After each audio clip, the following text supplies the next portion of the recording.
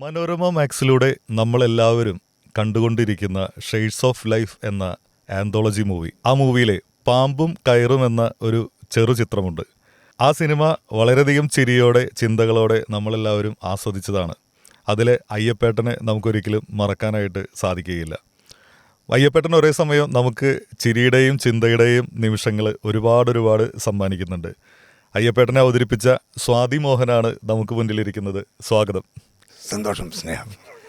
സ്വാതി മോഹൻ എന്ന ഒരു ആക്ടറെ സംബന്ധിച്ചിടത്തോളം അദ്ദേഹം നമുക്ക് ഒരു പുതിയ കലാകാരനൊന്നുമല്ല. വളരെയധികം വർഷങ്ങളായിട്ട്, എനിക്ക് തോന്നുന്നു ഒരു 2 പതിറ്റാണ്ടായി മലയാള സിനിമയിൽ ചെറിയ ചെറിയ കഥാപാത്രങ്ങളിലൂടെയാണെങ്കിലും, പക്ഷേ ആ ചെറിയ കഥാപാത്രങ്ങളെന്ന് ഞാൻ പറഞ്ഞത് ആ കഥാപാത്രത്തിൻ്റെ വലുപ്പം കൊണ്ടാണ്. ആ കഥാപാത്രം ആ സിനിമ കണ്ടു കഴിയുമ്പോൾ നമ്മുടെ മനസ്സിൽ അവശേഷിക്കുന്ന കഥാപാത്രങ്ങളാണ് അദ്ദേഹം ചെയ്തിട്ടുള്ളത്. പ്രത്യേകിച്ചും സത്യനന്ദിക്കാടിൻ്റെ ഒരുപാട് സിനിമകളിൽ സ്വാതി മോഹൻ എന്ന ആക്ടറുണ്ട്. അപ്പോൾ അതിലേക്കൊക്കെ പോകുന്നതിന് മുമ്പ് നമുക്ക് ഷെയ്ഡ്സ് ഓഫ് ലൈഫ് എന്ന ആ ആന്തോളജി മൂവിയിലെ താങ്കൾ അഭിനയിച്ച് തകർത്ത ആ ക്യാരക്ടറിലേക്ക് വരാം. അയ്യപ്പേട്ടനിലേക്ക് എങ്ങനെയാണ് എത്തിയത്? ഈ സിനിമയിലേക്ക് എങ്ങനെയാണ് എത്തിയത്? ഈ സത്യം പറഞ്ഞ ഇതിൻ്റെ സംവിധായകനായ നമ്മുടെ നടരാജൻ പട്ടാമ്പി ഈ കഥ മോനേട്ടൻ എനിക്ക് ഒരു കഥ പറയാണ്ട് നമുക്ക് എവിടെ പറയാൻ പറ്റുക. ഒന്നും വരും വണ്ടിയിൽ നിങ്ങൾ ഭാരതപ്പുഴയുടെ അവിടെ പോരും, എന്നിട്ടാണ് കഥ പറയുന്നത്. അപ്പോൾ ഈ കഥ പറയുമ്പോഴുള്ളൊരു പ്രശ്നം എന്താ വെച്ചാൽ, മോനേട്ടത്തൊരു സദാചാര സംബന്ധമായിട്ടുള്ളൊരു ഇതുണ്ട്, സബ്ജക്റ്റാണ്. അപ്പോൾ ഞാൻ പറയും എന്ത് സദാചാരമാണെങ്കിലും വേണം നമുക്ക് നോക്കാമെന്ന്. അപ്പോൾ കഥ പറഞ്ഞപ്പോൾ എനിക്കും ആദ്യം ഒരു സെക്ഷൽ ഒരു ഏപ്പടത്തിൻ്റെ ഫീലല്ല, എന്നാലും അതെങ്ങനെ പറയുക എങ്ങനെ ചെയ്യുക എന്നുള്ള ഒരു ബുദ്ധിമുട്ടൊക്കെ. അപ്പോൾ പിന്നെ ഒരു ധൈര്യം ഉണ്ട്. ഇതിനെക്കാട്ടും വലിയ കഥയൊക്കെ പത്മരാജനൊക്കെ പറഞ്ഞിട്ടുണ്ട്. അപ്പോൾ ആ ധൈര്യത്തിൽ ഞാൻ പറഞ്ഞു നമുക്കിത് സിനിമ ആരാതിലൊക്കെ അഭിനയിക്കണം, കാസ്റ്റിങ്ങൊക്കെ അയച്ചു. അപ്പം എന്നോട് പറഞ്ഞു ഞാൻ നിയാസ് ബക്കറാണ് റോൾ ചെയ്യുന്നത്. എനിക്ക് ഭയങ്കര ഇഷ്ടമായി. കാരണം വെച്ചാൽ എനിക്ക് ഭയങ്കര ഇഷ്ടമാണ് ഈ നിയാസ് ബക്കർ.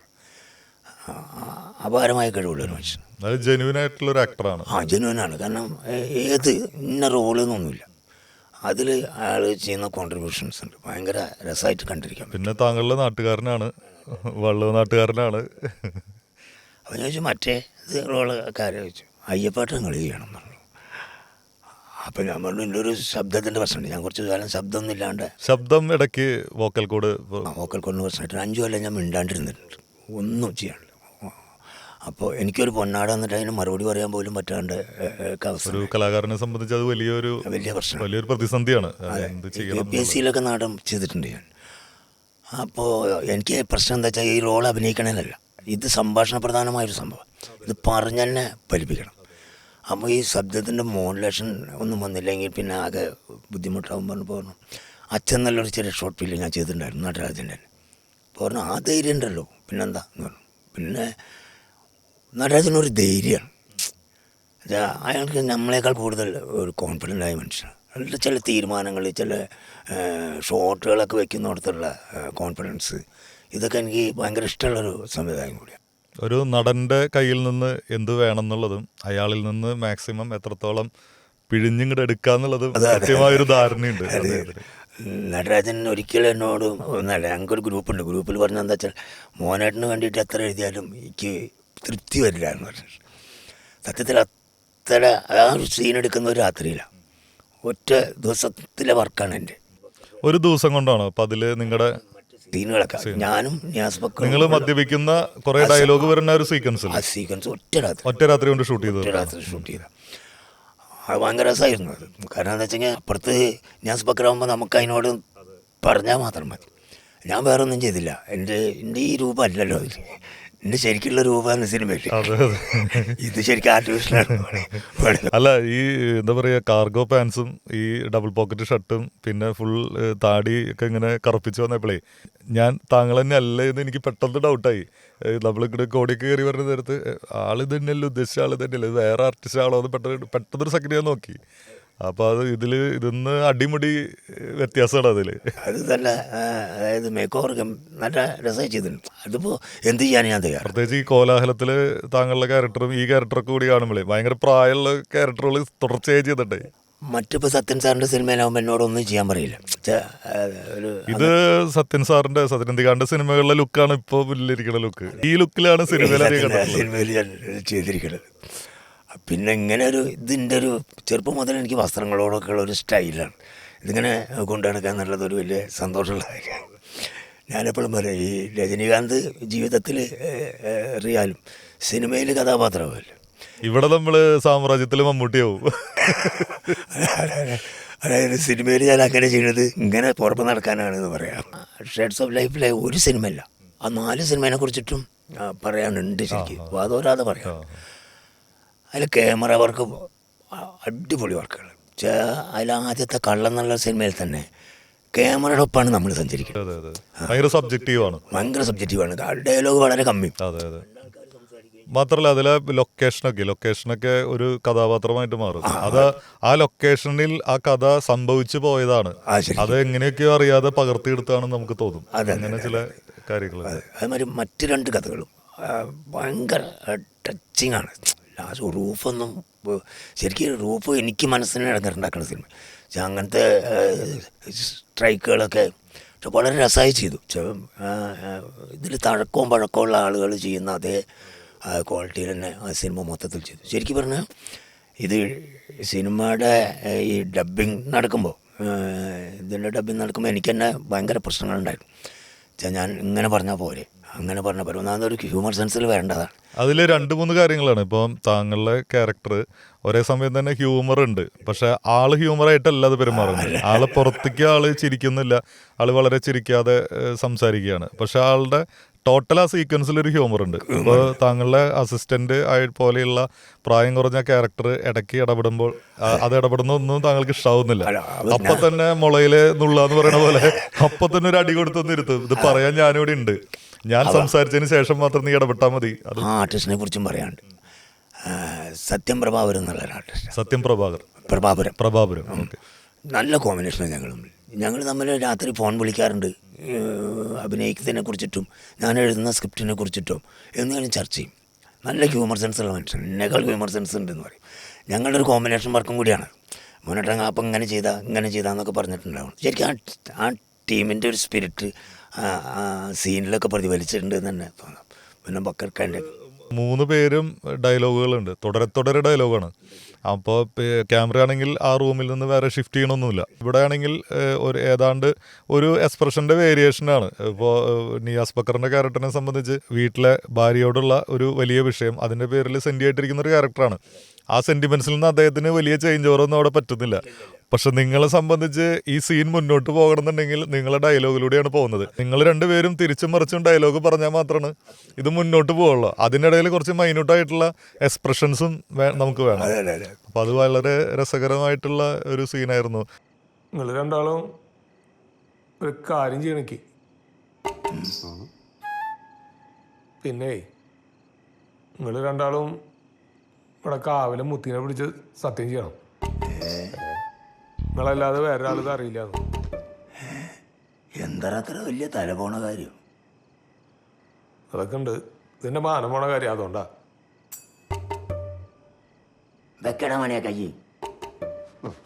ഇത് കാവിലെ മുത്തി മാത്രമല്ല, 33 കോടി ദൈവങ്ങളും ദേവഗണങ്ങളെയും പിടിച്ച് സത്യം ചെയ്യുകയാണ്. അതെ, നീ ഈ പറയുന്ന കാര്യം ഞാനോ മണിയോ പറഞ്ഞ് 3-മതൊരാൾ അല്ല 4-മതൊരാൾ അറിയില്ല. ഇത് സത്യം. ഈ മദ്യപാനം നടക്കുന്നുണ്ട്, മദ്യപാനത്തിൻ്റെ ഒരു ആവേശം കാര്യങ്ങളുണ്ട്. പിന്നെ ഒരേ സമയം തന്നെ ഇവിടെ പറയുന്ന കാര്യങ്ങൾ, ഇപ്പോൾ ആ ക്യാരക്ടർ പറയുന്ന അതിൻ്റെ ഒരു ഞെട്ടല്, ഒരു ആഘാതം നിങ്ങളുടെ മുഖത്തുണ്ട്. ഇതൊക്കെ ആദ്യമായിട്ട് ഇങ്ങനെ നേരിട്ട് കേട്ടതിൻ്റെ വളരെ കുറച്ചേ ഉള്ളൂ എങ്കിൽ പോലും ആ സീക്വൻസിൽ ഒരുപാട് ഡയമെൻഷൻസ് ഉണ്ട്. അത് ടൈം ഇട്ടിട്ട് തന്നെ ചെയ്തിരിക്കുന്നത്. അത് വളരെ രസമായി ചെയ്തിട്ടുണ്ട്. കാരണം ചിരിച്ചിട്ടുമുണ്ട് ഇതിൻ്റെ ഇടയിൽ. ഒരു വനജ പറയുമ്പോൾ വനജ ജയിക്കുന്നുണ്ട് ഞങ്ങൾ. അത് ഡബ് ചെയ്യുമ്പോൾ അതിൻ്റെ ഒരു ഇതുണ്ടായിരുന്നു. അപ്പോൾ ശരിക്കും പറഞ്ഞാൽ അത് ഈ സിനിമ ലാഗാവും എന്നൊക്കെ വിചാരിച്ചിട്ടുണ്ടായിരുന്നു കുറച്ച് സീൻ. പക്ഷേ അത് ബക്കറാവുകൊണ്ടാണ്, നിയാസ് ബക്കറാവുകൊണ്ടാണ് അത് ലാഗി അല്ലാണ്ട് അത് പറയാണ്ട്. എനിക്ക് ഭയങ്കര അധികം ഇഷ്ടപ്പെട്ട ഞാൻ അഭിനയിച്ചതിൽ എനിക്ക് വളരെയധികം ഇഷ്ടപ്പെട്ട ഒരു സീൻ കൂടിയാണ് അയ്യപ്പൻ. ഈ അയ്യപ്പേട്ടനും അതുപോലെ തന്നെ നിയാസ് ബക്കറിൻ്റെ ക്യാരക്ടർ, അദ്ദേഹത്തിൻ്റെ വൈഫ്, മലയാളിയുടെ ഒരു ലൈംഗിക സദാചാര ചിന്തകൾക്കുള്ള ഒരു മലയാളിയുടെ ഒരു ലൈംഗിക സദാചാര ചിന്തകൾക്ക് അതിൻ്റെ മുഖത്തേറ്റൊരു അടിയാണ് സത്യത്തിൽ ഈ സിനിമ. ഒരു ഭാര്യ ഭർത്താവിനോട് വളരെ ഡീറ്റെയിൽ ആയിട്ട് അവരുടെ കിടപ്പറയിൽ മാത്രം സംഭവിക്കുന്ന ഒരു കാര്യം ഭാര്യയ്ക്കും ഭർത്താവിനും ഇടയിലുള്ള സ്വകാര്യ നിമിഷങ്ങളിൽ പോലും പറയാൻ പാടില്ല എന്ന് ചിന്തിക്കുന്ന കുറേയധികം ആളുകൾ ഇപ്പോഴും ഈ ഭൂമിയിൽ ബാക്കിയുണ്ട്. അപ്പോൾ അത് അവർ തുറന്നു പറയുന്നു. അതുപോലെ തന്നെ അത് തുറന്നു പറയുന്നു എന്നുള്ളതിനപ്പുറം ഏതൊരു ഭാര്യയും വൈകുന്നേരങ്ങളിൽ ലൈംഗിക ചിന്തകൾക്ക് മാത്രമല്ല ഭർത്താവിനെ സ്വന്തമായിട്ടുള്ള ചില സ്വകാര്യ നിമിഷങ്ങളിൽ അവർ പ്രതീക്ഷിക്കുന്നുണ്ട്.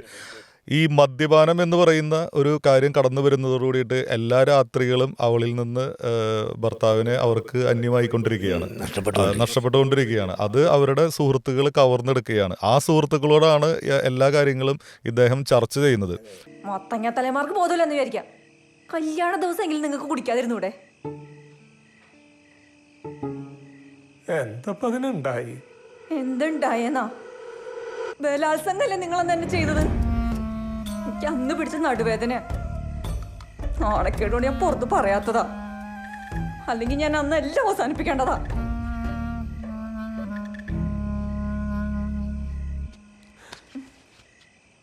എന്നോ നടന്ന കാര്യം പറഞ്ഞിട്ട് എന്തിനാ മനുഷ്യ നമ്മളിപ്പോൾ തല്ലുകൊടുന്നു? ഞാനും മനുഷ്യനാണ്, എനിക്കുണ്ട് വിഷമങ്ങളൊക്കെ. നന്നായി പോയി. വിഷമവും സങ്കടം ഉണ്ടെങ്കിൽ സ്വാഭാവികമായിട്ട് ഒരു ഭാര്യ ഭർത്താവിൽ നിന്നും പ്രതീക്ഷിക്കുന്ന സ്വാതന്ത്ര്യവും അവകാശങ്ങളും ഒന്നും അവർക്ക് ലഭിക്കുന്നില്ല. ഈ ക്യാരക്ടർ നിയാസ് ബക്കർ ആണെങ്കിലും അദ്ദേഹത്തിൻ്റെ വൈഫായിട്ട് അവതരിപ്പിച്ചിട്ടുള്ള ആക്ട്രസ് ആണെങ്കിലും വളരെ ഗംഭീരമായിട്ടുള്ളതാണ് അതിൽ പെർഫോം ചെയ്തിട്ടുള്ളത്. അതുപോലെ തന്നെ ഈ സിനിമയുടെ ഒരു സബ്ജക്റ്റ് ആണെങ്കിലും വളരെ വ്യത്യസ്തമാണ്. നമ്മൾ സാധാരണ ഒരു ഷോർട്ട് ഫിലിമിൽ നിന്ന് മാറി ചിന്തിക്കുന്ന തരത്തിലുള്ള ഒരു സബ്ജക്റ്റാണ്, ഒരു പ്ലോട്ടാണ്. അതിൽ അയ്യപ്പേട്ടൻ വളരെ ഗംഭീരമായി. ഇനി അതുപോലെ തന്നെ ഇപ്പോൾ ഇതേ ടീം തന്നെ ഇപ്പോൾ നിങ്ങളൊരു വള്ളുവനാടൻ യൂണിവേഴ്സ് പോലെയാണ് എല്ലാ കാര്യങ്ങളും. ഈ സിനിമയിലേക്ക് ഇപ്പോൾ ഈ സിനിമയാണെങ്കിലും ഇതിന് തൊട്ട് മുന്നുള്ള കോലാഹലം എന്ന സിനിമയിലാണെങ്കിലും ഷിഹാബ് ഓങ്ങല്ലൂർ തന്നെയായിരുന്നു. രണ്ടിലും ക്യാമറമാൻ ഒരാളായിരുന്നു. അതുപോലെ വിഷ്ണു നമ്മുടെ പത്രമാറ്റ് സീരിയലിലൂടെയൊക്കെ മലയാളികൾക്ക് മുഴുവൻ സുപരിചിതനായിട്ടുള്ള ഒരു ആർട്ടിസ്റ്റാണ്. വിഷ്ണു ഈ രണ്ട് സിനിമകളിലും ചെറുതും വലുതുമായിട്ടുള്ള വേഷങ്ങൾ ചെയ്തിട്ടുണ്ട്. പ്രത്യേകിച്ച് ഷെയ്ഡ്സ് ഓഫ് ലൈഫ് എന്ന് പറഞ്ഞ ഇതിൻ്റെ പ്രൊഡ്യൂസർ കൂടിയാണ്. വളരെയധികം സിനിമയോട് ചേർന്ന് നിൽക്കുന്ന ആളാണ്. സിനിമയിലെ തൻ്റെ വേഷം എന്താണ്, അതിൻ്റെ വലുപ്പം എത്രത്തോളം ഉണ്ട്, അല്ലെങ്കിൽ അതിൻ്റെ നീളവും വലുപ്പവും ഒക്കെ എത്രത്തോളം ഉണ്ട്, അതൊന്നും ഡ്യൂറേഷനൊന്നും ചിന്തിക്കാതെ ആ സിനിമയോട് ചേർന്ന് നിൽക്കുന്ന ഒരു പ്രൊഡ്യൂസറാണ്, ഒരു നടനാണ്, നല്ലൊരു സുഹൃത്താണ്, നല്ലൊരു കലാഹൃദയമുള്ള ഒരാൾ കൂടിയാണ്. ഈ കോലാഹലം എന്ന സിനിമയിൽ താങ്കൾ ചെയ്ത കഥാപാത്രം കോലാഹലം ഒരു അമ്മാവനാണ്. ആ വീട്ടിൽ ഒരു രാത്രി ഉണ്ടാവുന്ന എല്ലാ പ്രശ്നങ്ങളുടെയും ഉറവിടം ചെന്ന് നിൽക്കുന്നത് ഈ അമ്മാവനാണ്. അമ്മാവനാണ് സിനിമയിൽ ട്വിസ്റ്റ് ഉണ്ടാക്കുന്നത്. എനിക്കന്ന് മനസ്സിലാവില്ലെന്ന് വിചാരിച്ചു നീ. ആരും അറിയാതെ പെണ്ണുങ്ങോട്ട് പോവാന്ന് വിചാരിച്ചില്ലേ? അല്ല, അത് പിന്നെ ഞാൻ ബന്ധുക്കളാരാ, പുറത്തുനിന്ന് വന്ന ആരാന്നൊക്കെ ഈ പ്രഭാകരന് ഒറ്റ നോട്ടത്തിൽ മനസ്സിലാവും. നിങ്ങൾ ആളെ കൂട്ടരുത് ചേട്ടാ, ഒരവസ്ഥ. സരോജിനിയുടെ മകനല്ലടാ നീ.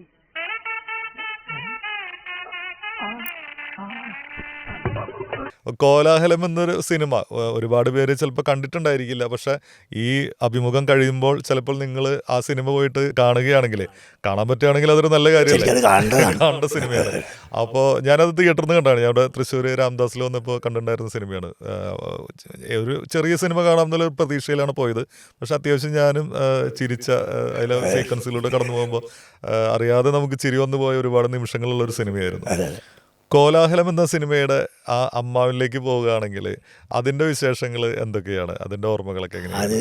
അതിനെ സംഭവിക്കേണ്ടതെന്ന് വെച്ചെങ്കിൽ അതിൻ്റെ സ്ക്രിപ്റ്റ് റൈറ്റർ വിശാൽ വിശ്വനാഥ് അദ്ദേഹം എന്നോട് പറഞ്ഞതെന്ന് വെച്ചാൽ ഞാൻ ഒരു അമ്മാവനെ പ്രതീക്ഷിച്ചിട്ടുണ്ടായിരുന്നു. പക്ഷെ നിങ്ങളതിനെ വേറെ മറിച്ചിട്ടു ഒരു വേറെ സബ്ജക്റ്റാക്കി. അതിലേക്ക് എന്നെ തിരഞ്ഞെടുക്കുന്നത് അതിൻ്റെ സംവിധായകൻ തന്നെയാണ്. അപ്പോൾ അതിലെന്താ പ്രശ്നം വെച്ചാൽ, അപ്പം എനിക്കും പ്രശ്നങ്ങളുണ്ട്. എന്നുവെച്ചാൽ ഞാൻ ഒരുപാട് എൻ്റെ പല നാടകങ്ങളും ഞാൻ വെള്ളടിക്കുന്ന സീനുകളുണ്ട്. പിന്നെ ഈ വെള്ളടിക്കുന്ന സീന് ഒരു മിമിക്രി സ്റ്റൈലാണ്, എല്ലാവരും ചെയ്യും. അപ്പം അതിൽ നിന്ന് ആ സീനിൽ ഒരു അതൊന്നും അല്ലാത്തൊരു റിയാലിറ്റി കൊണ്ടുവരണമെന്ന് ഞാൻ ആഗ്രഹിച്ചിട്ടുണ്ടായിരുന്നു. അത് വർക്കായി എന്നുള്ളതാണ് അതിൻ്റെ ഒരു സംഭവം. പിന്നെ തുടർച്ചയായിട്ട് വെള്ളടിക്കാതെയും പോകുന്നുണ്ട് സിനിമ. ശരിക്കും പറഞ്ഞാൽ അതെൻ്റെ ഒരു രണ്ടാം ജന്മമാണെന്ന് പറയാം സിനിമയിൽ. കാരണം അത്രയും വലിയൊരു റോള് ഞാൻ മറ്റു സിനിമകളിലൊന്നും തന്നെ ഞാൻ ചെയ്തിട്ടില്ല. പിന്നെ അതിന് മാത്രമല്ല അത് ഇതുപോലെ തന്നെയായിരുന്നു. ഒരു വീടാണ് സബ്ജക്റ്റ്. അപ്പോൾ വീട്ടിലെല്ലാ ആർട്ടിസ്റ്റുകളും ഉണ്ട്. രാത്രി ഷൂട്ടിംഗ് ആകുമ്പോൾ എല്ലാവരും ഉണ്ടാവും. അപ്പോൾ എല്ലാവരുമായിട്ട് അത് നന്നോന്നും ഒക്കെ പറയാൻ പറ്റുന്ന സന്ദർഭങ്ങൾ ഉണ്ടായിട്ടുണ്ട്. ശരിക്കും പറഞ്ഞാൽ ആ സിനിമയാണ് എൻ്റെ രണ്ടാം വരവിൻ്റെ സിനിമ എന്ന് പറയും. ഈ കോലാഹലം എത്ര ദിവസം കൊണ്ടാണ് ഷൂട്ട് ചെയ്തത്? ഒരു രാത്രി ഒരു വീട്ടിലെ സീൻ തന്നെ ഒരുപാടുണ്ട്.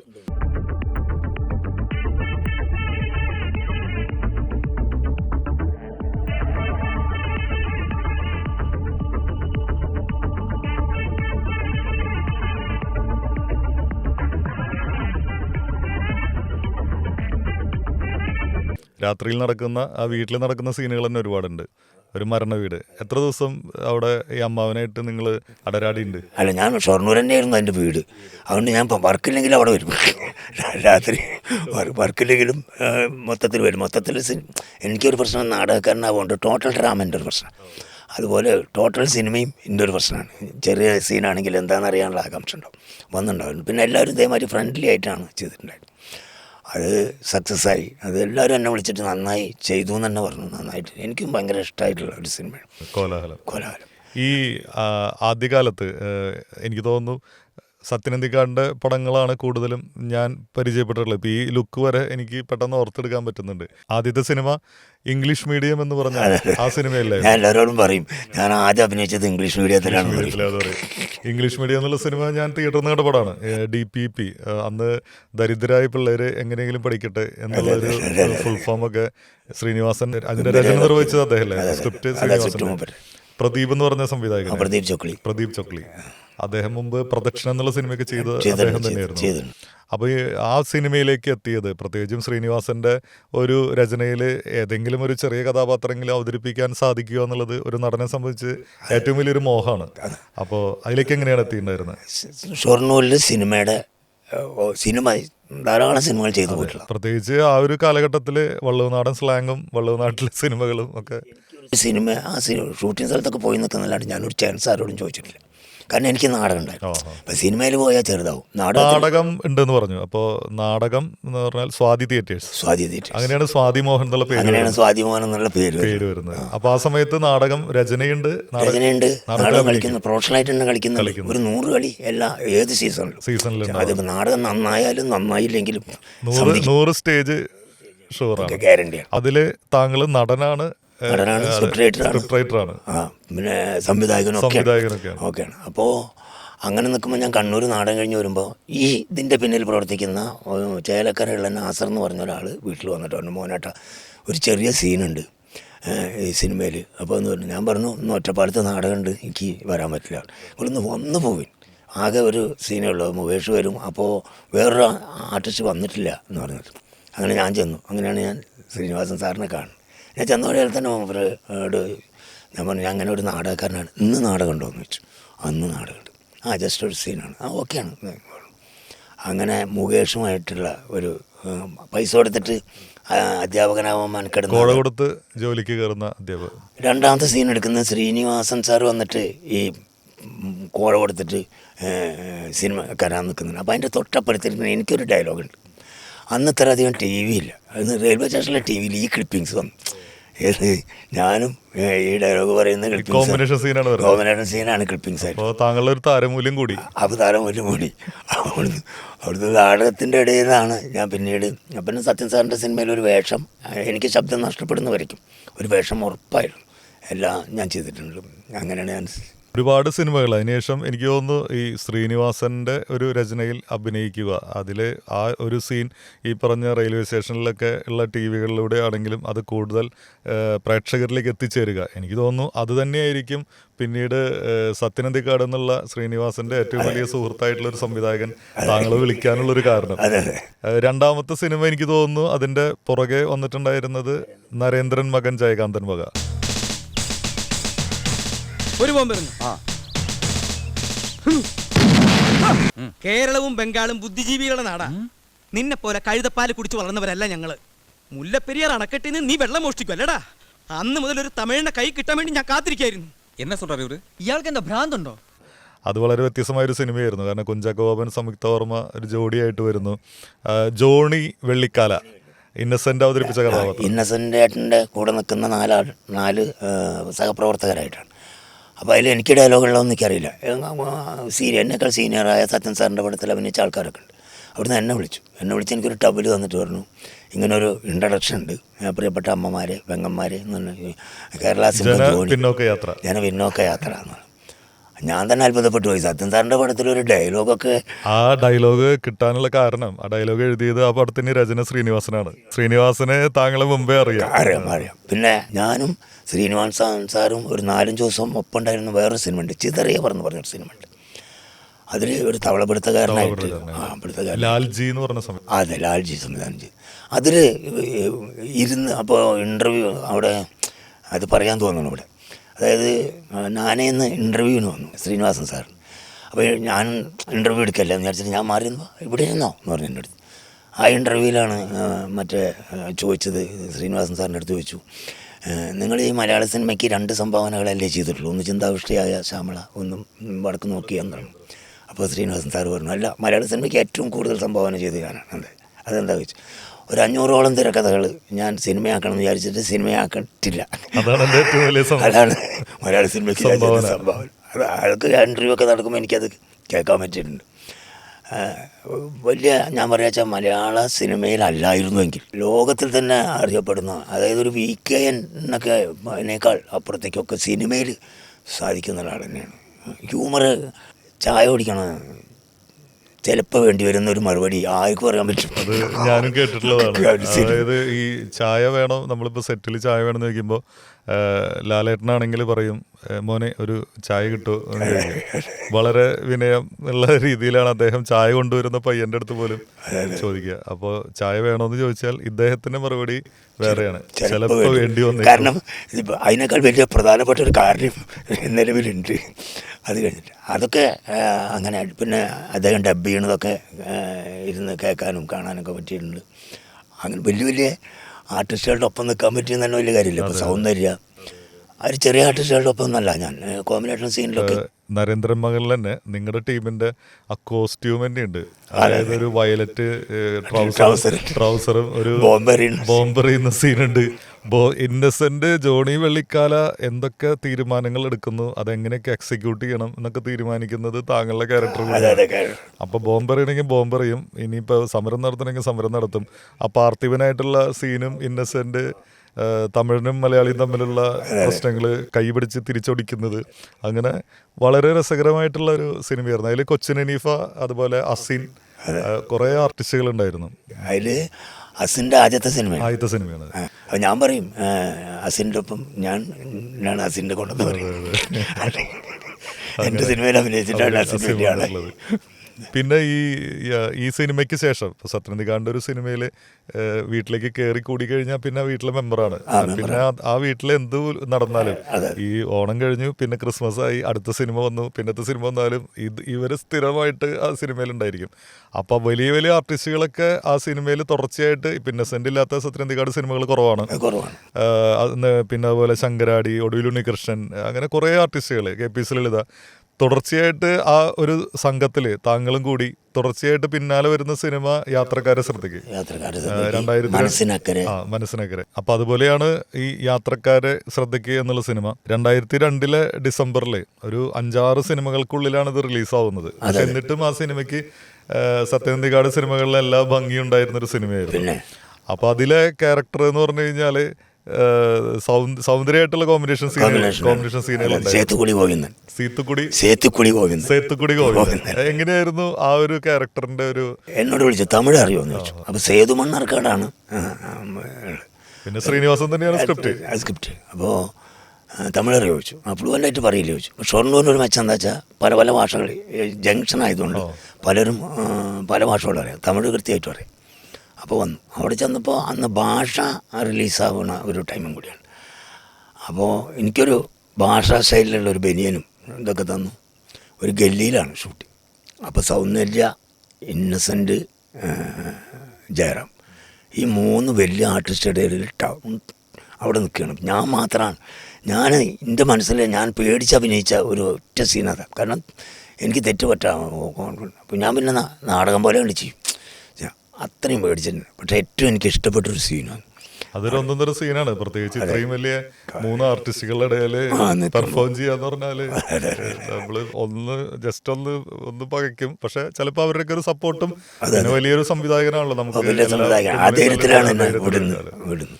അപ്പോ യാത്രക്കാര് ശ്രദ്ധയ്ക്ക് വളരെ രസകരമായിട്ടുള്ള ഒരു അനുഭവമായിരുന്നു. പിന്നീട് വീണ്ടും മനസ്സിനക്കരെ ഒരു ഒറ്റ വർഷത്തെ ഇടവേളയിൽ അടുത്ത സിനിമ അത് വള്ളുവനാട്ടിലായിരുന്നു ഷൂട്ട്.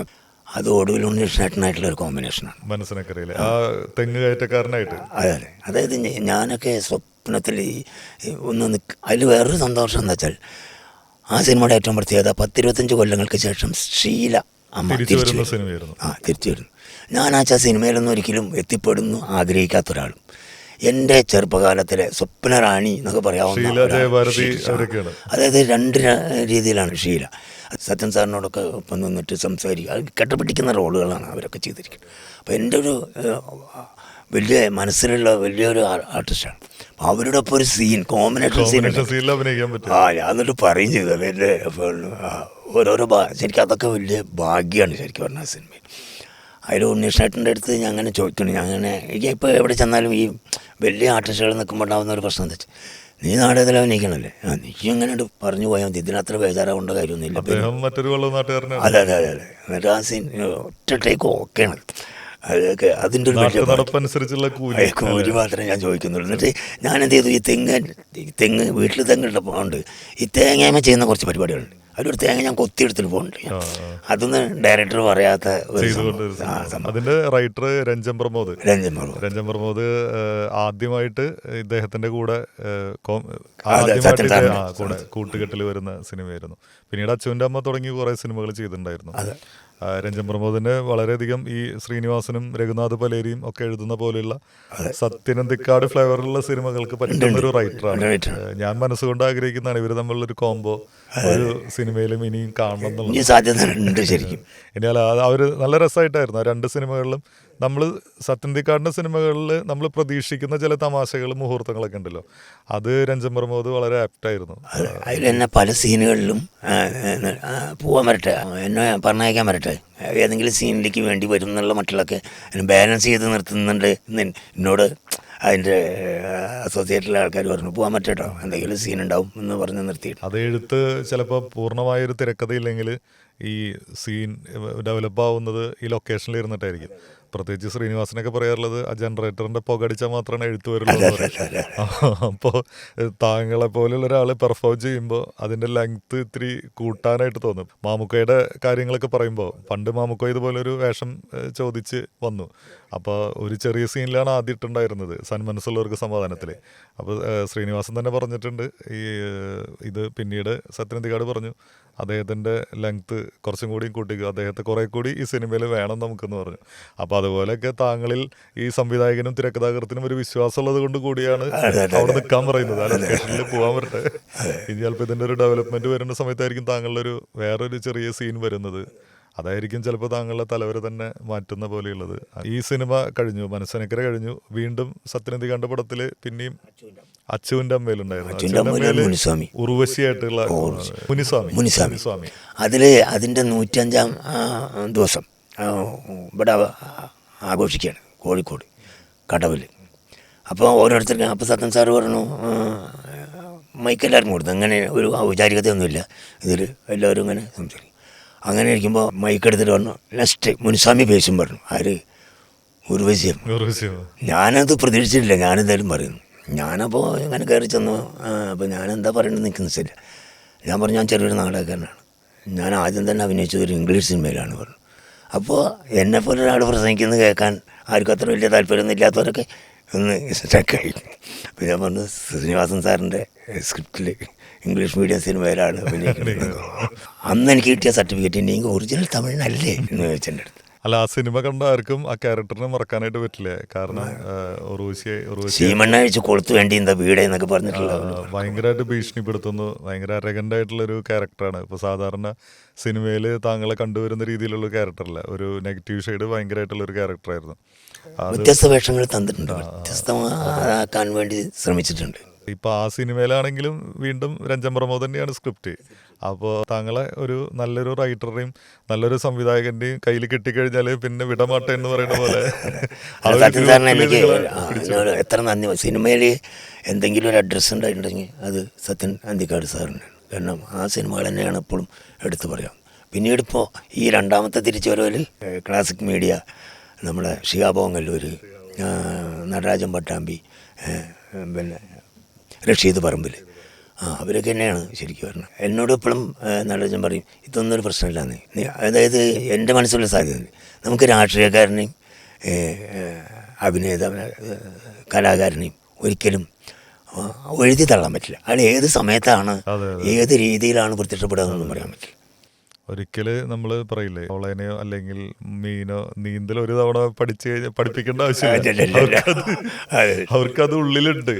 അവർക്ക് പലതരത്തിലുള്ള ജീവിതത്തിലെ പ്രതിസന്ധികൾ നമ്മൾ നേരിടാം. പക്ഷെ ഇതൊക്കെ കഴിഞ്ഞാലും നമ്മുടെ ഉള്ളിൻ്റെ ഉള്ളിലൊരു കലയോടുള്ള ആത്മാർപ്പണം ഉണ്ടെങ്കിൽ ഏതെങ്കിലും ഒരു സമയത്ത് നമ്മൾ എന്താ പറയുക, ആ ഒരു ഇരുളിൽ നിന്ന് നമ്മുടെ ഒരു ദീപം തെളിഞ്ഞു വരുന്ന പോലെ നമ്മൾ തെളിയും. അത് തന്നെയാണ് അതിലെ ഏറ്റവും വലിയൊരു കാര്യം. പിന്നെ എനിക്ക് തോന്നുന്നു ഈ സത്യനന്ദിക്കാടിൻ്റെ ഈ ആത്മബന്ധത്തിൽ കഥ തുടരുന്നു എന്നുള്ള സിനിമയിൽ അതിൽ ആ സമയത്ത് താങ്കളുടെ ശബ്ദം പോയിരിക്കുന്ന സമയമാണ്. പക്ഷെ എന്നിട്ട് പോലും താങ്കളെ വിളിക്കുകയാണ്. അത് താങ്കളോടുള്ള ഒരു സ്നേഹവും തന്നെയാണ്. അതിലെ ഒരു പാട്ട് സീനിൽ അയ്യപ്പ പാട്ട്. അത് മാത്രമല്ല വേറൊരു സിനിമയിൽ അതിലൊരു പാട്ട് സീനിലാണ്. അപ്പോൾ ശബ്ദം പോയതിന് ശേഷം ഉള്ള ഒരു പാട്ട് സീനിലാണ്. അതിനുശേഷമാണ് അപ്പോൾ സിനിമയിൽ നിന്നൊരു ബ്രേക്ക്. അതായത് ഭാഗ്യദേവത ഷൂട്ട് ചെയ്യുമ്പോൾ തന്നെ അതിൻ്റെ ഡബ്ബിങ് എനിക്ക് മിസ്സിങ് ആയി തുടങ്ങി. ഭാഗ്യദേവത, പിന്നെ സ്നേഹവീട് എല്ലാ സിനിമകളിലും ഉണ്ട്. നല്ല സിനിമ. അത് സ്നേഹവീട് ഞാൻ ഡബ് ചെയ്യാൻ പോയിട്ട് ഡബ് ചെയ്ത് 2 ദിവസം ഒരു തവണ വന്നു. അപ്പോൾ AC ഞാനപ്പോഴും ഈ ഡബ്ബിങ് റൂമിൽ കിടന്നിരിക്കും. ഈ വലിയ വലിയ ആൾക്കാർ ഡബ് ചെയ്യണത് കേൾക്കാൻ സൈലൻ്റ് ആയിട്ടിരിക്കും. അപ്പോൾ AC ഇരുന്നിട്ടാണ്ടാ ശബ്ദം ശരിയായിട്ടില്ല എന്ന് പറഞ്ഞു. എന്നിട്ട് ഞാൻ പിന്നെ പോയിട്ട് ഡബ് ചെയ്തു. അപ്പോൾ സത്യൻ സാറ് പറഞ്ഞു ശബ്ദം മോൻ്റെ എന്തോ ഒരു പ്രശ്നമുണ്ട്, അതൊന്ന് ശ്രദ്ധിക്കണം എന്ന് പറഞ്ഞു. നമ്മൾ വിട്ടിട്ട് ഞാൻ വല്ല ജലദോഷമായിരിക്കും വിചാരിച്ചു. പിന്നെ ഇത് കംപ്ലീറ്റ് പോയി. കംപ്ലീറ്റ് പോയി. എനിക്ക് ശ്വാസം പോയി. സമയത്ത് ശബ്ദം പോണത് അത് ഡബ് ചെയ്തു ഞാൻ 2. അപ്പം തന്നെ ശബ്ദത്തിന് പ്രശ്നമുണ്ട്. അങ്ങനെ ഞാൻ KPSCയിൽ നാടകം കളിക്കുന്നുണ്ട്. അപ്പം ഒരു കൊല്ലം. അതായത് KPSCയിൽ എന്നെ വിളിക്കുന്നത് പ്രേംജിയുടെ മകൻ പ്രേമേന്ദ്രൻ അവതരിപ്പിച്ച KT മുഹമ്മദ് സംവിധാനം ചെയ്ത ഒരു നാടകം. അതവർ റീസെറ്റ് ചെയ്യാണ്. അപ്പോൾ അതിൽ എന്നെ അഭിനയിക്കാൻ വിളിച്ചു. രാജീവ് മമ്മളി വിളിച്ചു. അപ്പോൾ ഞാൻ പറഞ്ഞു ഞാൻ നേരെ പുറമെ സമിതി പോയിട്ടില്ല. അതിനൊരു കാരണം എന്താ വെച്ചാൽ എനിക്കുള്ള വേഷം ഞാൻ തന്നെ എഴുതുന്നു എന്നുള്ള ഒരു കോൺഫിഡൻസ്. അപ്പോൾ ഞാൻ മമ്മളിയോട് പറഞ്ഞു അല്ല ഇതെന്താ പ്രശ്നം വെച്ചാൽ ഞാൻ വലിയ ആൾ ചെയ്തു വെച്ചാണിത്. അദ്ദേഹം വന്ന് നിന്നാൽ തന്നെ സൂത്രധാരനാണ്. സൂത്രധാരൻ എന്നാണ് അതിൻ്റെ പേര്. അപ്പോൾ പ്രേംജിയുടെ മകൻ വന്ന് നിന്ന് പ്രേമേന്ദ്രൻ വന്ന് നിന്ന് സൂത്രധാരനായി. ഞാൻ അയാളുടെ 8 കൊണ്ട് പൊളിക്കുന്ന അത്ര രൂപയുള്ളൂ ഞാൻ. അപ്പം എന്നോട് മമ്മളി പറഞ്ഞ തൻ്റെ ശബ്ദം കൊള്ളാമെന്നാണ് പറഞ്ഞു. ആ ശബ്ദമാണ് പോയത്. ആ ശബ്ദത്തെ പറ്റി പറയുക വെച്ചാൽ കറുത്ത പക്ഷിയുള്ള ഒറ്റ ഡയലോഗുള്ളൂ. മുരുകണ്ണ ഇന്നലെ ഇരുന്ന് ഞാനാണ് ഈ ഏരിയയിൽ എന്ന് പറയുന്ന ഒറ്റ ശബ്ദം. അപ്പോൾ അത് ഡബ് ചെയ്യാൻ വേണ്ടിയിട്ട് കമൽ സാർ എന്നെ വിളിച്ചു. അപ്പോൾ ദീപു എന്നാണ്. അപ്പോൾ ഞാൻ ഈ ഒരൊറ്റ ഡയലോഗ് പറയാനാണോ ചോദിച്ചു. വരാൻ പറഞ്ഞു. ഞാൻ എന്നിട്ട് ഡബ് ചെയ്തു. ഡബ് ചെയ്തിട്ട് പോയി ഞാൻ സാറിനോട് ചോദിച്ചു എന്താ ഈ ഒരു ഡയലോഗ് പറയാനുണ്ട്, ചില ശബ്ദങ്ങൾ റയറാണ്, അതങ്ങനെ കിടക്കട്ടെ എന്ന് വിചാരിച്ചു എന്ന് പറഞ്ഞു. ആ ശബ്ദമൊക്കെയാണ് പോണത്. പക്ഷേ എൻ്റെ ട്രീറ്റ്മെൻറ്റ് സമയത്ത് ആ ഡോക്ടർ പറഞ്ഞൊരു കാര്യമുണ്ട്, നിങ്ങൾക്ക് ശബ്ദം തിരിച്ചു വരും. അപ്പോൾ നിങ്ങളിപ്പോൾ എന്താ ചെയ്യേണ്ട പണിച്ചാൽ നിങ്ങളുടെ ശബ്ദം കൊണ്ട് നിങ്ങൾ ഏറ്റവും പോപ്പുലർ ആവുമോ, നിങ്ങൾക്ക് ഇഷ്ടപ്പെടുകയോ ചെയ്തിട്ടുള്ള കുറേ ഡയലോഗുകൾ പറഞ്ഞിട്ടുണ്ടാവും നാടകക്കാരനൊക്കെ. അത് നിങ്ങൾ മനസ്സിൽ ഉള്ളിലിട്ടിട്ട് ദിവസത്തിൽ 10 പ്രാവശ്യം പറഞ്ഞുകൊണ്ടിരിക്കും വരും എന്ന് പറഞ്ഞു. ഇങ്ങനെയൊക്കെയുള്ള നിമിത്തങ്ങളിൽ കൂടെ ആയിരിക്കും ചിലപ്പോൾ അത് വരാൻ സാധ്യത. ഈ കറുത്ത പക്ഷികളിൽ അതുപോലെ ഇപ്പം ഈ പറഞ്ഞ പോലെ കുറച്ച് വ്യത്യസ്തമായിട്ടുള്ളൊരു ക്യാരക്ടറായിരുന്നു. തമിഴൻ ക്യാരക്ടറാണ്. പക്ഷേ നമ്മൾ യാത്രക്കാരെ ശ്രദ്ധിക്കൽ കണ്ട തമിഴ് ക്യാരക്ടറല്ല. പിന്നെ അച്ചുവിൻ്റെ അമ്മയിലും തമിഴ് ക്യാരക്ടർ ചെയ്യുന്നത് ഡിഫറെൻ്റ് ആണ്. ഇസ്ത്രി ഇടാൻ വരുന്ന ഒരാളായിട്ടാണ്. മുരുകൻ്റെ മമ്മൂക്ക അവതരിപ്പിച്ച മുരുകൻ ക്യാരക്ടറിൻ്റെ ആ ഒരു സ്വഭാവങ്ങളൊന്നുമില്ലാത്ത കുറച്ച് റഫായിട്ടുള്ള ഒരു തമിഴ് ഇസ്ത്രി ഇടാൻ വരുന്ന ഒരു ക്യാരക്ടർ. അതായത് ഞാനൊന്ന് ഉള്ളിലൊരു കളിയാക്കലും കൂടി വെച്ചിട്ടാണ് ആ ഡയലോഗ് പറയുന്നത്. ഇന്നലെ മുതൽ ഞാൻ ഞാനാണ് ഈ ഏരിയയിലെന്ന് പറയുമ്പോൾ അവർ ഭയങ്കര ഫീൽ ഉണ്ടാക്കുന്നുണ്ട് ആ മനുഷ്യൻ. ഇപ്പം ഇത്രയും സിനിമകൾ കഴിയുന്നു, ഒരു വലിയ ബ്രേക്ക് എടുക്കുന്നു. എനിക്ക് തോന്നുന്നു സ്നേഹവീടിന് ശേഷം സിനിമയിൽ ബ്രേക്ക് എടുക്കുക എന്ന് പറഞ്ഞാൽ സിനിമയിലേക്ക് എത്താൻ ഒരുപാട് പേര് കൊതിക്കുമ്പോൾ ഒരു ബ്രേക്ക് വരുമ്പോൾ സ്വാഭാവികമായിട്ടും നമ്മുടെ മനസ്സിൽ ഒരുപാട് നിരാശയും കാര്യങ്ങളൊക്കെ ഉണ്ടായിരിക്കും. പക്ഷെ തിരിച്ചു വരുന്നത് വളരെ വ്യത്യസ്തമായിട്ടുള്ള ഒരു കോൺഫിഡൻസോട് കൂടിയിട്ടാണ്. അതിന് താങ്കളുടെ ഒരു വലിയ സൗഹൃദ വലയം തീർച്ചയായിട്ടും ഉപകരിച്ചിട്ടുണ്ടായിരിക്കും. പ്രത്യേകിച്ച് സൗഹൃദങ്ങളാണ്, പ്രത്യേകിച്ച് ഒരു സർഗ്ഗ സൗഹൃദങ്ങൾ തീർച്ചയായിട്ടും ഒരു കലാകാരന് വേണമെന്ന് വിശ്വസിക്കുന്ന ആളാണ് ഞാൻ. അങ്ങനെയുള്ള സൗഹൃദങ്ങളാണ് പലപ്പോഴും നമ്മൾ ഒരു ഡിപ്രഷൻ മൂഡിലൊക്കെ ഇരിക്കുന്ന സമയത്ത് നമുക്ക് വലിയൊരു ഊർജ്ജമായിട്ട് മാറുക. അതിന് ഈ ഷിഹാബ് ഓങ്ങല്ലൂരും അതുപോലെ തന്നെ നടരാജൻ പട്ടാമ്പിയും ഭാസ്കർ ഒറ്റപ്പാലം ഇവരൊക്കെ വിഷ്ണു കടങ്ങുന്ന ആ വലിയൊരു സംഘം അത് തന്നെയായിരിക്കും ഈ ഷെയ്ഡ്സ് ഓഫ് ലൈഫ് എന്നുള്ള സിനിമയിലേക്കും എത്തിച്ചിട്ടുണ്ടായിരിക്കും. അതെ, ഇതിൻ്റെ ഷിഹാബ് ഓങ്ങല്ലൂർ ക്യാമറാമാൻ മാത്രമല്ല, അത്യാവശ്യം കഴിവുള്ള അദ്ദേഹത്തിൻ്റെ പരിസരത്തുള്ള എല്ലാവരും ആ സിനിമയിൽ കൊണ്ടുവന്നിട്ടുണ്ട്. ചെറിയ വേഷമാണെങ്കിലും ശ്രദ്ധിക്കപ്പെടാവുന്ന രീതിയിൽ കഴിവുള്ള ഒരു കലാകാരനെ കൃത്യമായിട്ട് തിരിച്ചറിയാനും അവന് വേണ്ട വേഷങ്ങൾ കൊടുക്കാനും സാധിക്കും. പിന്നെ ഈ സിനിമകളൊക്കെ നമ്മൾ കടന്നുപോയി വേറെ സിനിമകൾ ഇപ്പം ഞങ്ങൾ കാണാത്തത്, ഇപ്പോൾ ചിതറിയോർ എന്നുള്ള സിനിമ ഞാൻ കണ്ടിട്ടുണ്ട്, പക്ഷേ പലരും കാണണമെന്നില്ല. വ്യത്യസ്തമായൊരു വേഷമാണ് അതിൽ. ഈ പറഞ്ഞ തവള പിടിക്കുന്ന ദളിതായിട്ടുള്ള രണ്ടുപേര് അല്ലേ അതിലെ കഥാപാത്രങ്ങൾ. അപ്പോൾ അങ്ങനെയുള്ള സിനിമകൾ, വ്യത്യസ്തമായ കഥാപാത്രങ്ങൾ ചെയ്തിട്ടുള്ള മറ്റ് സിനിമകൾ ഓർത്തെടുക്കാൻ പറ്റുകയാണെങ്കിൽ ഏതൊക്കെ? ടി വി ചന്ദ്രൻ സാറിൻ്റെ ഭൂമി മലയാളം. അപ്പോൾ ഭൂമി മലയാളത്തിൽ ഒരു കാട്ടിൽ വെച്ചിട്ടാണ് ഷൂട്ട്. അപ്പോൾ അവിടെ ആദിവാസികളെ ഒരാൾ കൊണ്ടുവന്നിട്ട് മറ്റേ കുറച്ച് ഫോറിനേഴ്സിനെ കൊണ്ടുവന്നിട്ട് ആ കാടും പരിസരവും ആദിവാസി കുടിലൊക്കെ പരിചയപ്പെടുത്തി കൊടുക്കുക. അപ്പോൾ അതിൻ്റെ ഇടയിൽ ഞാൻ വന്നിട്ട് അപ്പോൾ എന്നോട് പറഞ്ഞു, അപ്പോൾ എനിക്ക് സീനൊന്നുമില്ല, ഒന്നും പറഞ്ഞിട്ടില്ല എന്നോട്. അപ്പോൾ 4 മണി ആവാരായി. അപ്പോൾ കാട്ടിൽ ഷൂട്ടിങ്ങിൻ്റെ സമയം 4 മണി വരെ ഉള്ളൂ. അത് കഴിഞ്ഞാൽ പിന്നെ അവിടെ അത് തിരുവനന്തപുരത്താണ്. അപ്പോൾ എനിക്ക് ഡയലോഗ് ഒന്നുമില്ല. അപ്പോൾ ഇന്നങ്ങോട്ട് വിളിച്ചു, മൂപ്പര് കാറിൻ്റെ അവിടെ വെച്ചിട്ട് സീൻ എഴുതി. ഞാൻ പറയാനുള്ള ഡയലോഗ് എഴുതാന്ന്, ഇത് പറയില്ലേ ചോദിച്ചു. ഞാൻ അങ്ങനെ നോക്കി. അപ്പോൾ പറഞ്ഞു, ഇയാൾ പറയുന്നതൊന്നല്ല ശരി, കാടിൽ ആദിവാസികളുടെ ജീവിതം ഇങ്ങനെയൊന്നല്ല എന്ന് പറയുന്ന കുറച്ച് ഡയലോഗുകളാണ്. അപ്പോൾ ഞാനങ്ങനെ ഒരു ഒറ്റ വായനയിൽ പറഞ്ഞു. അവിടുന്ന് ഞാനിവരെ തടുത്ത് നിർത്തി.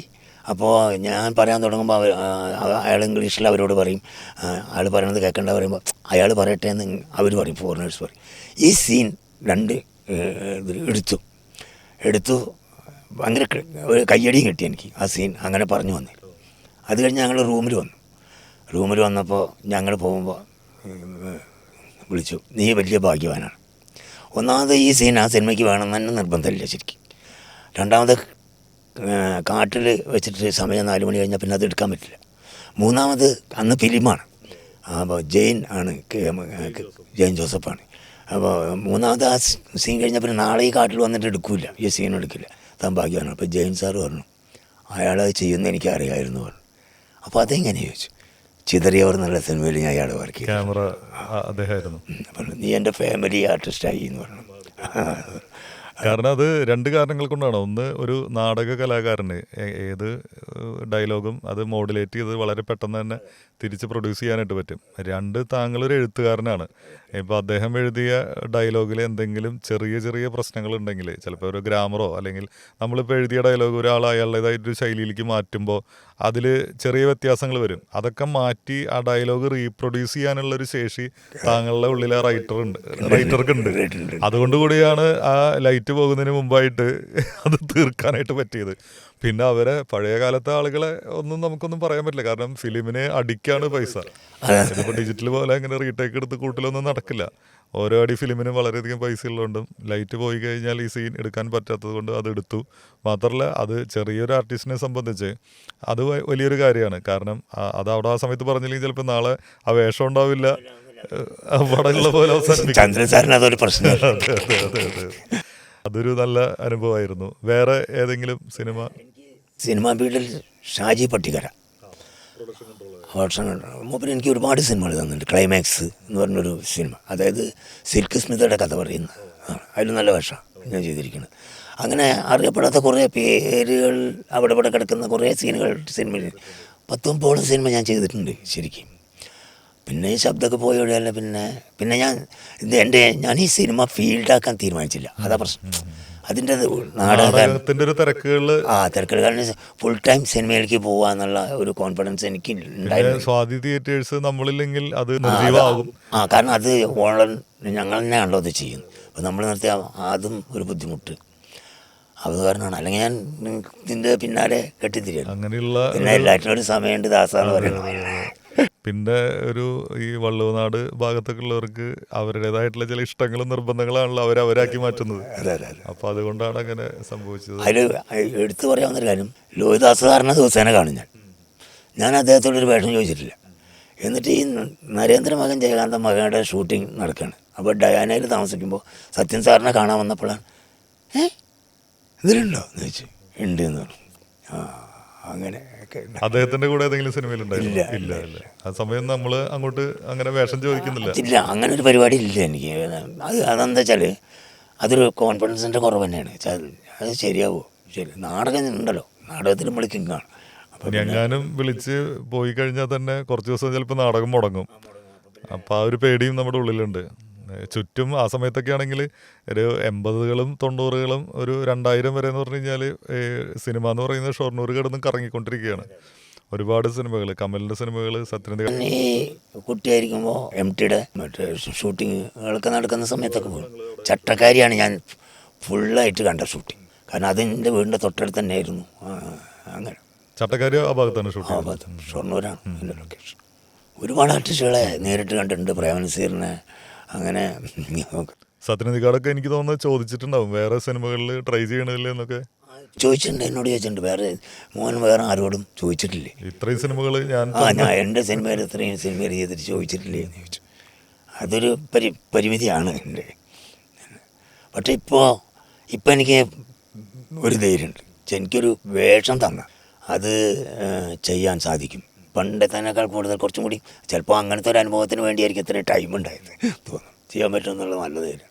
വളരെ ചെറുപ്പം തൊട്ട് തന്നെ നാടകങ്ങളിൽ അഭിനയിച്ചു വരുന്നു. ഇപ്പോൾ ഈ ശബ്ദത്തിൻ്റെ ഒരു വോക്കൽ കോഡ് പ്രോബ്ലമൊക്കെ കാരണം നാടകങ്ങളിൽ ചിലപ്പോൾ അഭിനയിക്കുന്നുണ്ടായിരിക്കില്ല. സിനിമകൾ പോകുന്നു, പുതിയ സ്വപ്നങ്ങളും പുതിയ പ്രൊജക്റ്റുകളും. അതെനിക്ക് തോന്നുന്നു റൈറ്റർ ആയതുകൊണ്ട് ആ രീതിയിലുള്ള. ഇപ്പം എനിക്ക് തോന്നുന്നൊരു നോവൽ എഴുതുന്നുണ്ട്. ഞാൻ വിളിപ്പുറത്തമ്മ എന്ന് പറഞ്ഞ ഒരു നോവൽ, അത് നോവലായിട്ട് ചെയ്യണമെന്നല്ല ഞാൻ. വിളിപ്പുറത്തമ്മ എന്നാണ്. അതൊരു ചെറുകഥയായിട്ട് എഴുതി തുടങ്ങിയത്. അതായത് ഒരു മാസികയുണ്ട്, ഒറ്റപ്പാലം തുടങ്ങുന്ന ഒരു പ്രാദേശിക മാസിക. ആ മാസികയിൽ എഴുത്തോലാന്ന് വരും. അപ്പോൾ അതിൽ നമ്മുടെ ഫ്രണ്ട്സൊക്കെ ഉള്ളത്. അപ്പോൾ എന്തെങ്കിലും എഴുതുമെന്ന് പറയും. അപ്പോൾ ഞാൻ തെരുവ് നാടകങ്ങളൊക്കെ എഴുതിയിട്ടുള്ളൊരു എക്സ്പീരിയൻസ്. അപ്പോൾ ഞാൻ പറഞ്ഞു എനിക്ക് നാടകങ്ങളെ പറ്റുള്ളൂ, അല്ലാണ്ട് വേറെ ഒന്നും എഴുതി ശീലമില്ല. അപ്പോൾ എൻ്റെ അനുഭവത്തിലുള്ളൊരു കഥ വെറുതെ ഒരു 4 ചെറുകഥയായിട്ട് ടൈറ്റാക്കാൻ പറ്റില്ല. അപ്പോൾ ഒരു നീണ്ട കഥയായിട്ട് എഴുതാമെന്ന് പറഞ്ഞിട്ട് ഒരു 6 ലക്കം വരെ അത് പോയി. 6 ലക്കമായിപ്പോൾ ഞാൻ അത് ഫേസ്ബുക്കിൽ ഇടുന്നുണ്ട്. അതോടുകൂടി ഇത് തുടർ അധ്യായങ്ങൾക്കായിട്ട് കാത്തിരിക്കാൻ തുടങ്ങി. അത് 72 ലക്കം വരെ പോയി. അതായത് 8 കൊല്ലമായിട്ട് അതിൻ്റെ വായനക്കാർ ഇപ്പോഴും ഉണ്ട്. അത് നോവലായി, അത് പുസ്തകമാകുമ്പോൾ അതിലേറ്റവും വലിയൊരു കാര്യം, എൻ്റെ ഒരു മകൻ മിഥുൻ മോഹൻ, അയാൾ ചിത്രം വരയ്ക്കും, ആർട്ടിസ്റ്റാണ്. ബിനാലയിലൊക്കെ വർക്ക് വെച്ചിട്ടുള്ളത്. 2 കൊല്ലം മുമ്പ് ആൾ നമ്മളെ വിട്ടുപോയി. അവനായിരുന്നു അതിൻ്റെ ഓരോ ലക്കത്തിൻ്റെ ചിത്രം വരച്ചിട്ടുണ്ടായിരുന്നു. അതും ഞാനൊന്ന് ഡെഡായി. അതോടുകൂടെ ഞാൻ മാനസികമായി തന്നെ ലൈഫിൽ നമുക്കൊരു വലിയ പ്രതിസന്ധി വന്നു. കാരണം അവൻ ലോകം അറിയുന്ന ഒരു ആർട്ടിസ്റ്റ്. അപ്പോൾ അത് കുറച്ച് ബ്രേക്ക് വന്നു. അപ്പോൾ അവൻ്റെ ഒരു മകൻ ഒരച്ഛൻ്റെ നെറിവ് തൊട്ട വേവാണ് ഇതിൽ അക്ഷരങ്ങൾ എന്നാണ് ഞാൻ എഴുതുന്നത്. അദ്ദേഹത്തിനുള്ള ഒരു ഓർമ്മച്ചിരാത് കൂടിയാണ്. ചിലപ്പോൾ ഓരോന്നിനും ഓരോ നിമിത്തമായിരിക്കും, ഓരോ പേരിലായിരിക്കും അത് വരുന്നുണ്ടാവും. അപ്പോൾ ജനുവരിയോടുകൂടെ അത് പുസ്തകമാവും. എന്തായാലും അത് പുസ്തകമാവണം. കാരണം എന്ന് വെച്ച് കഴിഞ്ഞാൽ അദ്ദേഹത്തിൻ്റെ ഓർമ്മകൾ അടുത്തൊരു തലമുറ കൂടി അറിയട്ടെ.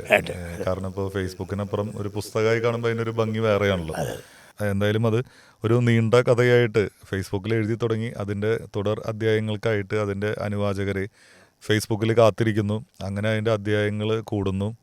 ഒരു 70ഓളം അധ്യായങ്ങളല്ലേ, 70ലേറെ അധ്യായങ്ങൾ. അതെന്താണെന്ന് വെച്ചാൽ അത് എഡിറ്റ് ചെയ്യണം. അപ്പം ഈ പുസ്തകമാക്കുമ്പോൾ നമുക്ക് കുറേ കൂടി എഡിറ്റ് ചെയ്യേണ്ടി വരും. അത് എഡിറ്റ് ചെയ്യണത് ഈ വായനക്കാരനെ എഡിറ്റ് ചെയ്യണം. അവരൊരു ഗ്രൂപ്പ് ഉണ്ടാക്കിയിട്ട് അപ്പോൾ അവരാണ് എഡിറ്റ് ചെയ്യുന്നത്. അപ്പോൾ അതിനുശേഷം അത് പുസ്തകമാവുന്നു, സംഭവമാവും. അതിൽ വിളിപ്പുറത്തമ്മയിലെ ചിത്രങ്ങൾ വരച്ചിട്ടുണ്ടായിരുന്നത് താങ്കളുടെ മകനായിരുന്നു, മിഥുൻ മോഹനാണ്. അദ്ദേഹം നമ്മളെ വേർപിരിഞ്ഞു. അദ്ദേഹത്തിൻ്റെ ഓർമ്മകൾക്ക് മുന്നിലുള്ള ഒരു അക്ഷരപ്രണാമം കൂടിയായിട്ട് ഈ ഗ്രന്ഥം, ഈ പുസ്തകം മാറട്ടെ എന്ന് ആശംസിക്കുന്നു. ഈ പുസ്തകരചനയല്ലാതെ സിനിമകൾ വേറെ ഏതൊക്കെയാണ് പുതിയത് വന്നിട്ടുള്ളത്? ഞാൻ ഈ വെളിപ്പുറത്തമ്മയിൽ തന്നെ അത് ശരിക്കൊരു വല്ലാത്തൊരു സബ്ജക്റ്റാണ്. അത് പറഞ്ഞു വരും, അതിനെ പറയാൻ കുറേ ഉണ്ട്. അതന്നെ ഒരു 3 സിനിമയ്ക്കുള്ള സബ്ജക്റ്റ് ഉണ്ട്. അപ്പോൾ അതിൽ ഒരു സബ്ജക്റ്റ് എനിക്ക് സിനിമയാക്കണം എന്നുള്ള രീതിയിൽ തിരക്കഥ ചെയ്യണമെന്ന് എനിക്ക് വലിയ ആഗ്രഹമുണ്ട്. അതും കൂടി എൻ്റെ മനസ്സിലുണ്ട്. പിന്നെ സംവിധായകരും ബാക്കി ടീം വള്ളുവനാടൻ യൂണിവേഴ്സ് എല്ലാവരും ഉണ്ട്. അതിന് പറ്റിയ കഥാപാത്രങ്ങൾക്കുള്ള ആളുകളും അവിടെ ഉണ്ട്. അതായത് ഇപ്പോൾ തന്നെ ഈ ഷെയ്ഡ്സ് ഓഫ് ലൈഫിൽ പറയുകയാണെന്ന് വെച്ചെങ്കിൽ ഇപ്പോൾ അതിൻ്റെ ഒരു ക്ലൈമാക്സും കൂടിയും പറയാം. അതിൽ ക്ലൈമാക്സിൽ ഞാൻ അവിടെയും നടക്കുന്നത് ഞാനെല്ലാ ഉപദേശമൊക്കെ കൊടുത്തു. എന്നിട്ട് എനിക്ക് സംഭവിക്കുന്നത് ഇതിൻ്റെ നേരെ വിപരീതം തന്നെയാണ് അവിടെ. എല്ലാ കുടുംബത്തിലും ഭാര്യ വിചാരിക്കുന്ന പോലെ ഭർത്താവ് ആവല്ല വേണ്ടത്. ഭർത്താവ് ഒരു കാമുകനായാൽ മതി. ശരിക്കും അത് സംഭവിക്കാത്തതാണ് പ്രശ്നം. ഭർത്താവ് ഒരു അധികാരമാണ്, അതാ പ്രശ്നം. നമ്മൾ പ്രണയം, അതുപോലെ വിവാഹത്തിന് മുമ്പുള്ള പ്രണയം, ഇതൊന്നും ചിലപ്പോൾ വിവാഹം കഴിഞ്ഞിട്ടുണ്ടായിരിക്കില്ല. കണക്ക് പുസ്തകം വരും. കാര്യങ്ങളെല്ലാം ഈ പറഞ്ഞ യാന്ത്രികമായിരിക്കും. അങ്ങനെ വരുമ്പോഴാണ് ഇത്തരം കാര്യങ്ങളിലൊക്കെ വലിയ വലിയ സംഘർഷങ്ങൾ ആയിട്ട് മാറുന്നത്. എന്തായാലും ഷെയ്ഡ്സ് ഓഫ് ലൈഫ് എന്നുള്ള സിനിമയുമായി ബന്ധപ്പെട്ടാണ് നമ്മൾ ഇങ്ങനെയൊരു അഭിമുഖ സംഭാഷണത്തിരുന്നതെങ്കിലും ഒരുപാട് സിനിമകളിലൂടെ ഒരുപാട് വർഷങ്ങളിലൂടെ കടന്നുപോയി. ഞാനും കണ്ടിട്ടുള്ള സിനിമകളാണ് ഒട്ടുമിക്ക ചിത്രങ്ങൾ, താങ്കൾ അഭിനയിച്ചിട്ടുള്ള എല്ലാ സിനിമകളും. അപ്പോൾ അതൊരു നല്ല രസകരമായിട്ടുള്ള ഓർമ്മകളായിരുന്നു. ആഗ്രഹിക്കുന്ന എല്ലാ സ്വപ്നങ്ങളും വളരെ പെട്ടെന്ന് തന്നെ സഫലമാവട്ടെ എന്ന് ആശംസിക്കുന്നു.